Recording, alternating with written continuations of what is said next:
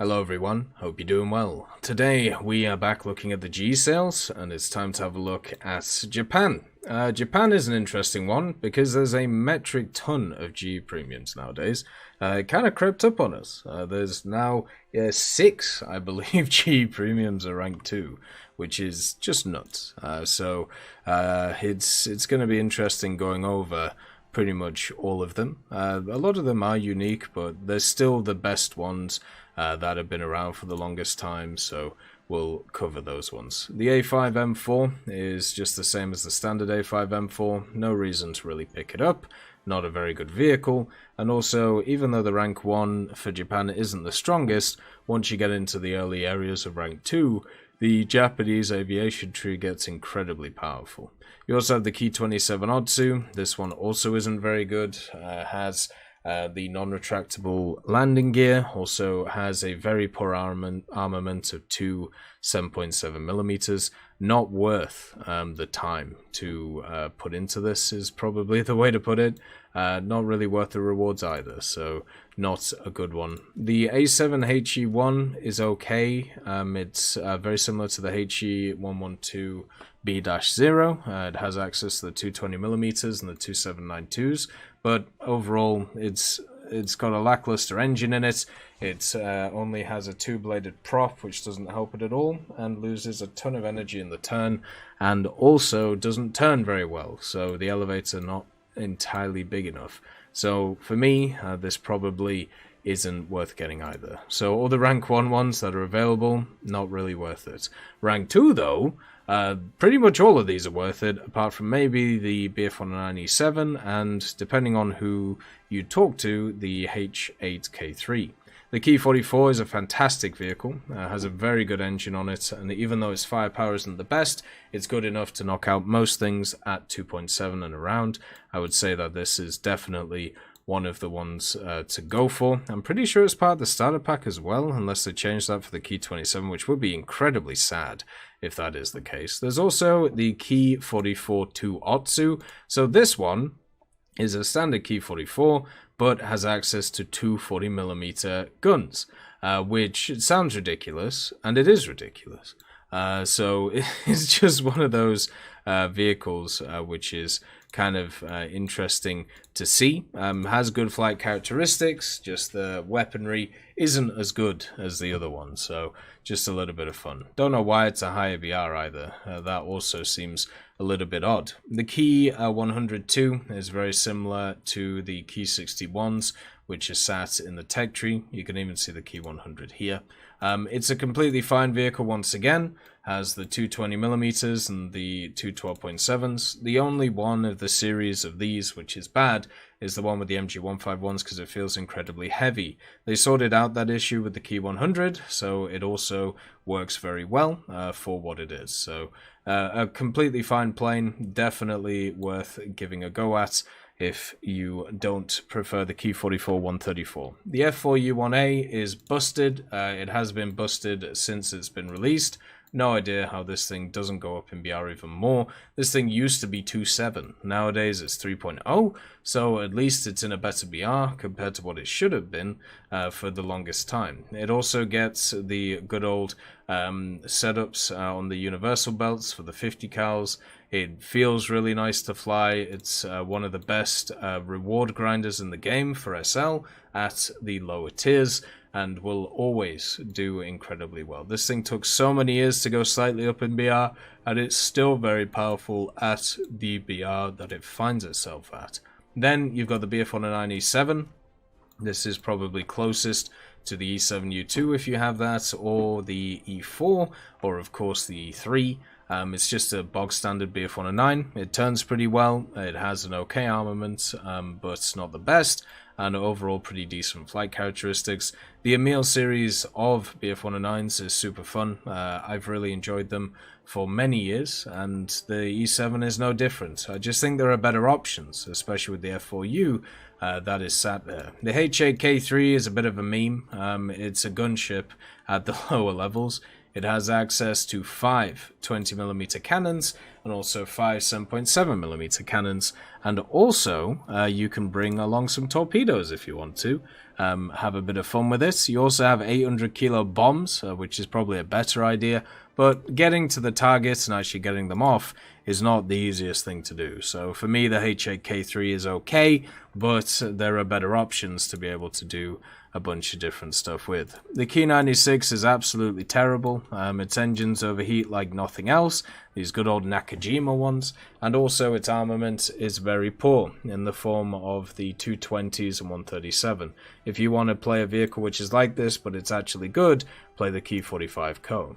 Also, at rank 3, we have a bunch of other really good options. The A7M1 NK9H is one of the best premiums in the game. You've also got the Focke-Wulf 190, which, you know, has its issues, but it's better than the Ki-96. You got a standard P51C11NT, and also the Ki-61 Hey Tadas, which I don't know why this is here. It might be the starter vehicle, but it's very similar to the Ki-61s in the tree, and all of those work very well, apart from the one which has the issues with the MG151s, as we talked about. So you can literally pick any of these vehicles, apart from this one, and have a pretty decent time with different playstyles. But the A7M1 is definitely a vehicle which does everything well. It's a good energy fighter, it climbs well, it turns well, it has a good armament, it has a lot of rounds as well, which is something that not a ton of these Japanese aircraft have. So overall, it's just fantastic as a vehicle. And you don't have to run the green camouflage, the orange camouflage if you want, but I think it's good to kind of show off the wares as it goes around. If you've ever played the A7M2, you'll know how good the A7M1 is. The rank 4 is dominated basically by the A6M5 Co, but this thing is a Pacific bundle vehicle, so it's not a GE vehicle, but it's one to watch out for if the sales come around, and this one is there. The J2M4 Kai is also very good. The J2s are my favorite Japanese aircraft, just because of the way that they fly. They fly incredibly well and feel really nice to fly because of the big old engines that they have. Very powerful engines pushing this quite nice model, along with the 420mm as well. For me, this is definitely one to go for, definitely one to pick up. The J2M5 has two 30mm cannons, and that's about it. So it's just the last one, but with really bad armament. It's a meme vehicle. If you like memes, pick it up. If you don't like memes, don't pick it up. Then you have the B-17. This, does what it says on the tin. It's a standard B-17. I feel like the Japanese aviation tree is very much focused around fighters, so I wouldn't bother with getting stuff like the B-17.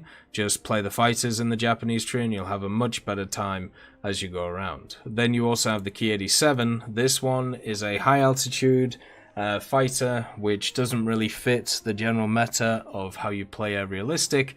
It also doesn't have any secondary armaments, if I remember. Oh, it has 1 250. So it has a very low set of secondary armaments, and also at the same time doesn't fit the playstyle of air realistic and doesn't fit the playstyle of the Japanese tech tree.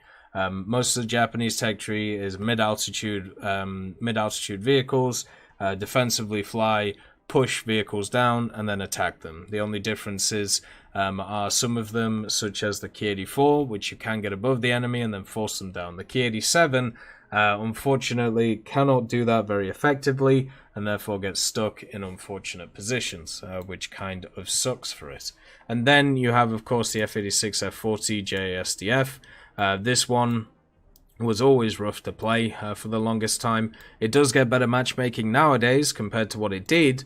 Does that mean it's good matchmaking? I don't think so. I still think it's in a bit of a rough position because they moved down a lot of the 9.7s to 9.3, meaning that this thing will face pretty much the same stuff apart from like the Su-25 and the A-10. So it's in a rough place. I think it's actually much better to wait and pick up probably the F4 when it's on sale, or maybe even the T2 with its good old AIM-9Es attached. But yeah, the F-40 is just not in a good position. So a lot of the propeller vehicles are very good, but the jets, in a bit of a rough place. So later on in this video, I'm going to talk about how there isn't a helicopter on sale. But guess what? There's a helicopter on sale. So I'm going to put this first so you can see it, alright? Sounds good.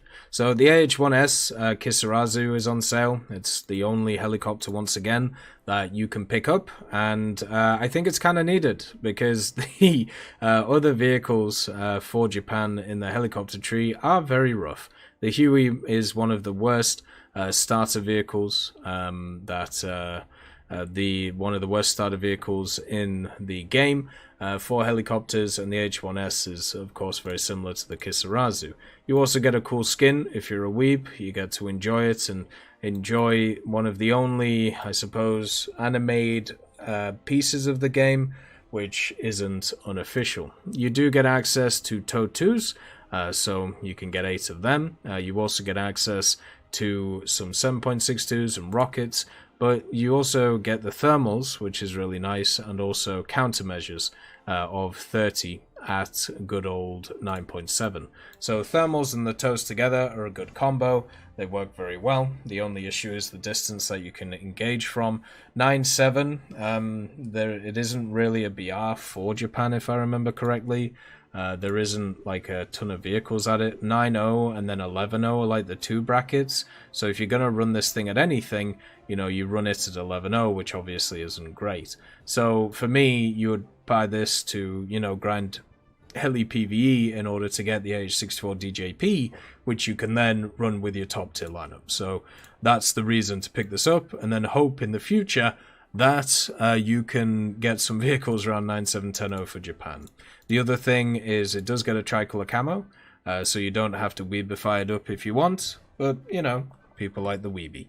We're going to skip helicopters because they have none on offer and go straight to the ground. You start off with the Hargo Commander and also the Rogo. Both of these are pretty bad, so don't even bother with them. One of the things about Japan is their start, once again, not great. It turns out at rank 1 there are some very dominant nations, and then everybody else kind of gets the scraps. Japan is one of those scraps, so this can be really rough, which is why I kind of recommend on a nation like this to buy the starter vehicle pack with stuff like the Chi-Hi and also the other vehicle from aviation, just to kind of help you out. So the Hargo Commander is just a standard Hargo with a different skin. It's just not worth it. It's a very not good vehicle. I think they actually may have removed it. The Rogo is treated the same as a lot of the other heavy tanks at rank 1, where it's way overpriced for what you get. This one you get a 70mm and a 37, which are very bad at killing machines, and also absolutely no armor, with only 35mm, so pretty much everything can pen you. The Chi-Ha shotgun's a little bit of fun. It's definitely benefited from the overpressure changes. Is it a good vehicle though? No. It's just a little bit of fun. So if you enjoy fun and donking people with some HE, then it can be enjoyable. It can also be frustrating though, because it definitely doesn't work very well. Then you have the good old Chi-Hi, the 5th Regiment. So this one is a good vehicle. It has access to the stabilizer, which is super nice. And then it does have access to good mobility. The only issue with this gun is it doesn't pen as much as others, which is not too great. So that can be a problem, but everything else about the vehicle is good. I've had some great times in the Chi-Hi going forward. Then you also have the Chi-Nu 2, which the Chi-Nu 2 is just a fantastic vehicle. I've used this at 4.7 with the Cheeto and the Cheeto Late, and it still works there. It's just basically a 4.0 platform which has a 4.7 gun, so it's sat at 4.3. And if you use it properly, especially with the gun depression and the turret rotation and all of that stuff, you can do really well with it. So it's a hyper carry vehicle. It works incredibly well in the game, and also has a very nice AP HE shell, which can pen anything that you come up against. It's really fun. Only issue is slightly rough mobility, but everything else is fine. Then you have the Hori prototype.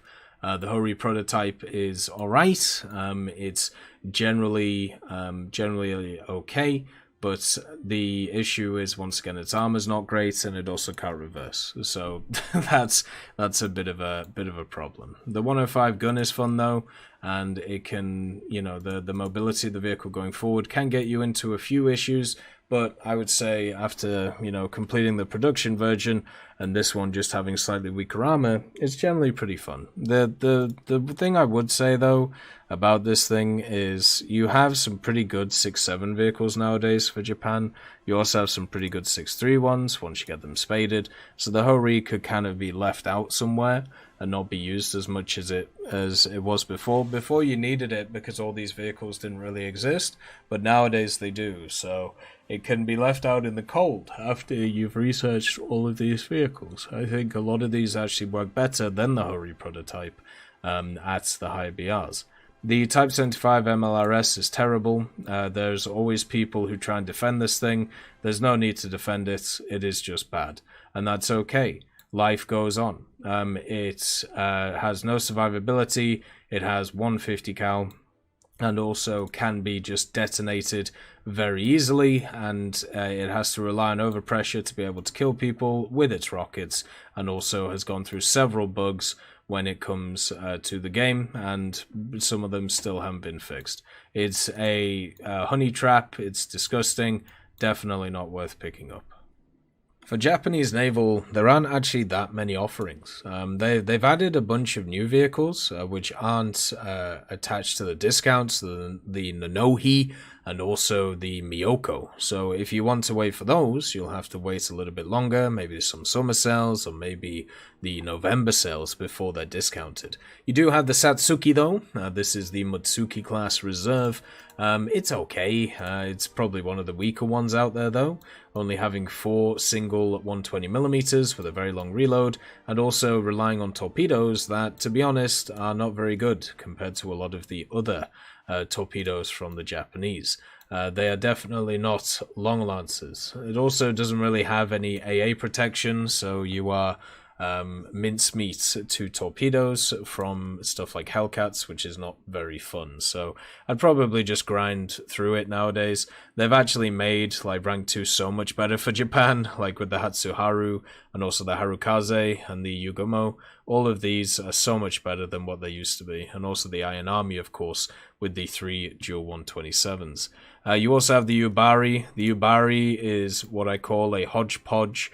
That means that it just has a ton of random guns on it all over the place, and none of them really fit very well together. One of the issues with having a ton of guns, which are all different, is actually being able to use them in a big way. And if you actually boil it down, like you have all these 25mm, which are great, they're pretty useless at AA though, unless your crews are really high, and even then they don't do a lot. And then on top of that, you have 2 sets of 140mm, which also aren't very good, and that's your main armament. And then you have just an extra 120, which is just chilling at the front here. Like the 140s, they have not a great fire rate, especially since there's only 2 sets of them. The vehicle itself doesn't really have a ton of armor on it either. Like, it's just not good as a vehicle. And being at 4.3 should kind of show you why it's not very good, you know, because otherwise it would be a lot higher. It does have AP, which is nice. It also has HE and also the kind of middle SAP BC to give it a bit more penetration, which is quite nice. So that's good, but it's just, it doesn't have enough firepower. And as somebody who's been researching or finishing the Kako and the Kuma and also the Sendai, firepower is quite important when it comes to these BRs. Then you have the Mikuma. The Mikuma is one of those that I never hear too much about. I run into them a few times in battles. They seem to do pretty well, you know, with the 5 triple mounted 155s. I never hear anything bad about them, but I never really hear anything about them. So maybe it's good, maybe it's bad. Seems to be doing okay, seems to be grinding out people's tech trees, and also has really good rewards on it. So overall, pretty good. And just a ton of main turrets, which means massive ammo racks, so it's very easy to rack this thing. And then you've also got the 100s, the 25s, and the 13s. So its main armament, very good. Its torpedoes, okay, but in dodgy places. Then you have the primary armament, which is nice, and the secondary armament, which is not very good. So overall, if you're looking for something just to fire a bunch of guns across and try and research rank 5, the Mikuma may be the way to go. But then also, you got the Miyoko now, so you got to kind of work out what to do.